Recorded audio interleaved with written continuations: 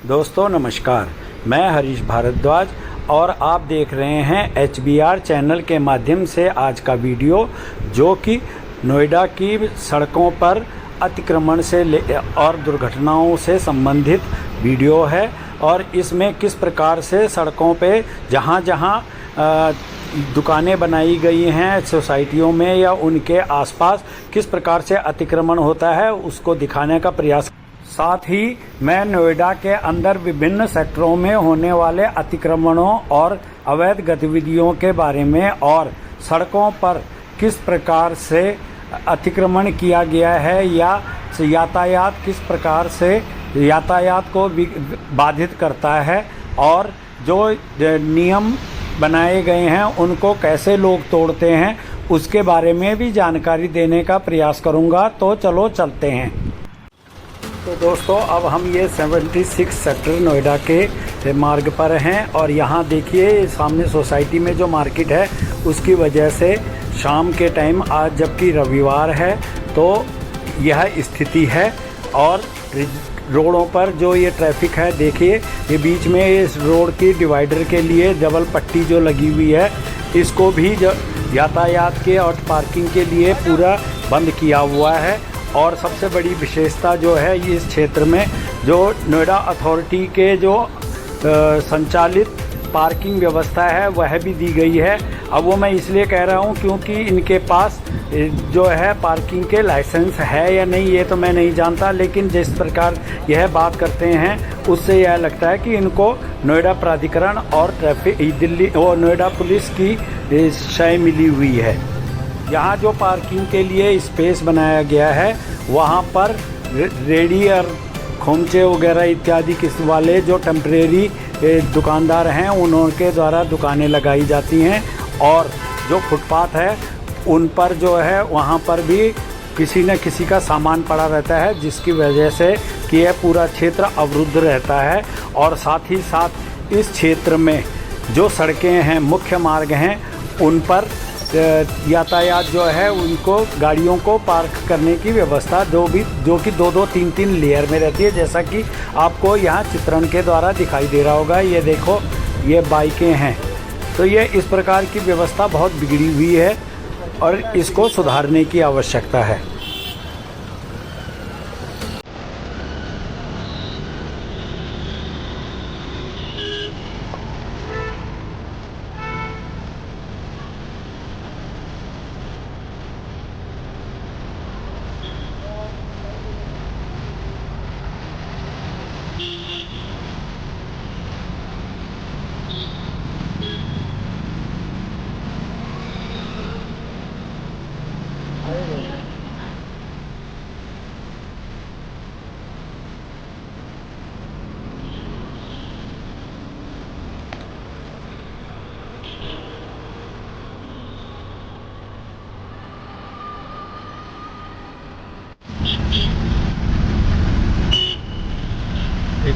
थोड़ा सा पैर लगेगा।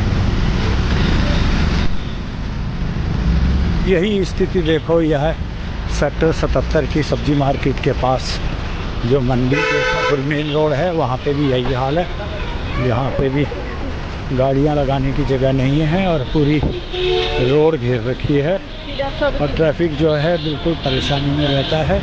और यहाँ रोड पे कहीं कहीं पे जहाँ पे दुकानें नहीं लगी वहाँ पे ये गाड़ियाँ पार्किंग कर रखी है, लेकिन मैक्सिमम जगह पर यह शाम को रेड़ियाँ लग के और ये पूरी रोड को घेर लेते हैं यहाँ पे खाने वाले और सामान पैक करके ले जाने वाले। तो इस प्रकार की गतिविधियों पर रोक लगाने की आवश्यकता है। और यहाँ ये अच्छा है कि यहाँ पर ये बीच में डिवाइडर बना हुआ है, क्योंकि यह मुख्य चौराहे से जुड़ता हुआ रोड है, तो इसलिए यहाँ पर पार्किंग के साथ साथ ये फुटपाथ बनाया हुआ है, डिवाइडर बनाया हुआ है। ये देखो यहाँ गाड़ी पीछे है तो ये रोड पे ही खड़ा होगी। तो इस प्रकार की दुकानों को रोक लगाने की आवश्यकता है और नियंत्रित करने की आवश्यकता है। और इन्हीं दुकानदारों के द्वारा मुझे पता चला है कि कोई इनसे रोज़ाना की वसूली भी करने आता है, जो कि नज़दीकी गांव में कहीं रहता है। और पहलवान के नाम से फेमस है और वह अलग अलग दुकानों के हिसाब से अलग अलग भाव के आधार पर रोजाना की वसूली करता है। तो इस प्रकार की गतिविधियों को नोएडा प्राधिकरण को देखने की और रोकने की आवश्यकता है। 76 मेट्रो स्टेशन।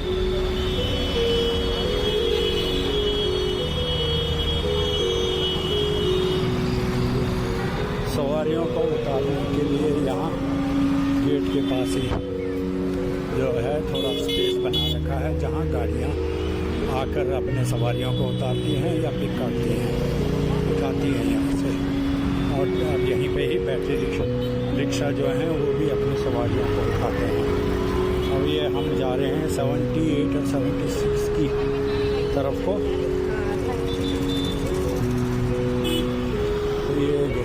यहाँ बैरियर लगा रखे हैं पुलिस के, यहाँ ट्रैफिक को नियंत्रण करने के लिए। लेकिन यहीं से देखो ये दुकानें शुरू हो गई हैं, जो कि फुटपाथ पे जहाँ गाड़ियाँ खड़ी करने की थोड़ी बहुत स्पेस है, तो वहाँ पे ये दुकानें लगी हैं फुटपाथ पे। और जहाँ पे गाड़ियाँ चलने फिरने की जगह है वहाँ पर पूरी पार्किंग बनी हुई है। और सबसे विशेषता यह है कि जो आगे सोसाइटी है उसमें जो मार्केट है उसमें शाम को हर रोज़ इतनी भीड़ हो जाती है और मैक्सिमम भीड़ जो है गाड़ियों से ये पूरी रोड जो है वो पैक हो जाती है। जैसा कि आप अभी ये इधर देख रहे होंगे कि ये शुरू हो गया है। यहाँ पे गाड़ियाँ जो हैं वो आधी रोड को घेरे हुए हैं और एक साइड जाने वाली रोड की एक लेन को पूरी तरह घेरे हुई है।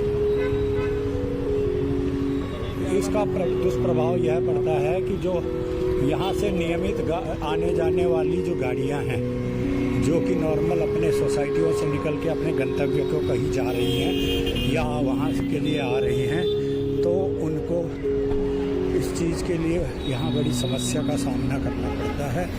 और यहाँ पर ऐसी कोई पार्किंग की सुचारू व्यवस्था भी नहीं है, किंतु प्राधिकरण के जो हॉकर हैं जिनको कि ठेका दिया हुआ है वे लोग यहाँ पर वसूली करते हैं। अब ये आगे देखो ये क्या स्थिति है गाड़ियों की। यहाँ टू व्हीलर पूरे लगे हुए हैं क्योंकि यहाँ से मार्केट शुरू हो गई है।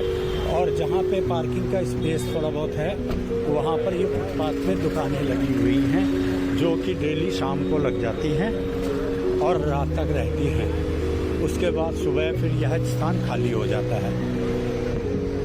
तो इस प्रकार की जो गतिविधियां हैं इनको नियंत्रित करने की आवश्यकता है। और जो ये रोड है इसमें जो ये डबल पट्टी बनी हुई है जो कि ट्रैफिक को डिवाइड करती है आने और जाने के लिए, यहाँ पर डिवाइडर बनाने की आवश्यकता है जिससे कि कोई दुर्घटना ना हो। और ये जो गाड़ियाँ हैं इनके लिए पार्किंग के लिए एक व्यवस्थित जगह बनाने की आवश्यकता है, जिससे कि गाड़ियाँ भी सुचारू रूप से खड़ी हो सके और जो दुकानदार हैं उन्हें भी कोई नुकसान ना हो और प्राधिकरण को भी किसी प्रकार का नुकसान ना हो। वह भी अपनी वसूली जो है वो सुचारू जगह की पार्किंग पर नियमित रूप से ले सकता है। मेरा कहने का मतलब यह है कि अगर प्राधिकरण इस बारे में नहीं सोचेगा तो यहाँ कभी न कभी, और वैसे तो नॉर्मली छोटे मोटे एक्सीडेंट तो होते रहते हैं, लेकिन यहाँ कभी इतना बड़ा और ख़तरनाक एक्सीडेंट होगा कि जिसके लिए किसी की भी जवाबदेही तय करना मुश्किल हो जाएगा।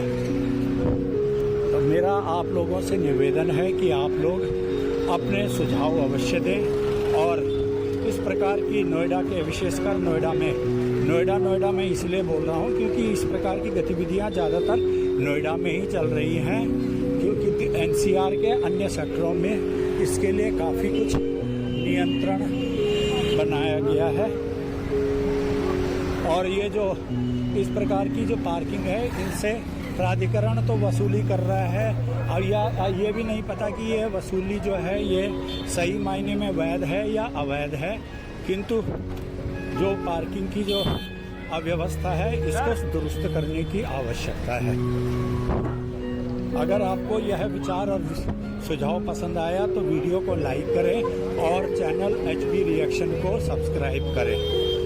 बाकी आप अपने सुझाव देते रहिए और मुझे प्रोत्साहित करते रहिए। वीडियो देखने के लिए बहुत बहुत धन्यवाद। जय हिंद, जय भारत, जय जय महादेव।